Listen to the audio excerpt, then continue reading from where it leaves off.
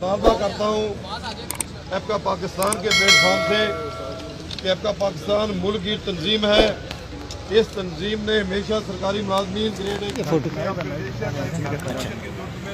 हमेशा जदोजहद की है। आज मौजूदा गवर्नमेंट ने 2 सालों में तनख्वाहों में इजाफा की बजाय ग्रेड 1 से 22 के हर मुलाजिम की तनख्वाह जो है एटलीस्ट 60% कम हो गई है। हम मुतालबा करते हैं कि जिस तरह पंजाब में ब्यूरोक्रेसी को 70 to 22 150% एग्जीक्यूटिव अलाउंस के नाम पर सैलरी इंक्रीज दी है ऑन रनिंग सैलरी, तो ये फंड अगर दस्तियाब है तो ये डिस्क्रिमिनेशन की इंतहा है। यही 150% सैलरी इंक्रीज जो है ग्रेड 1 से 22 बिला इम्तियाज फेडरल प्रोविंशियल तमाम एम्प्लॉइज को देने का ऐलान किया जाए। उसके बाद सबसे बड़ा मुतालबा अगर एक ही हुकूमत पूरा कर दे कि बालिहाज और अलाउंसेस यकसा कर दिए जाए, यकसानियत कैम कर दी जाए, तो तमाम मुलाजमीन के मुतालबात जो हैं उसी में पूरे हो जाएंगे। ये जो मायूसियाँ हैं ख़त्म हो जाएंगी। मौजूदा हुकूमत जो है 2 नहीं 1 पाकिस्तान के नारे के साथ आई थी, तो उसके नारे को भी तकवीत मिलेगी कि बालिहाज औहदा स्केल तरह और अलाउंसेस यकसा कर दिए जाए। अगर ऐसा न किया गया तो एपका पाकिस्तान के तीनों धड़े जनाब फजल बादशाह खान साहब, बराज खान जदून साहब और तीसरा धड़ा जो हाजी मोहम्मद अरशाद की सूरत में अब मैं आपके सामने मौजूद हूँ, हम एक हो गए हैं। ये मुलाजमीन तकसीम से इसका तकसीम थी तो हुकूमत जो है एहतजाजों को ईजी ले रही थी।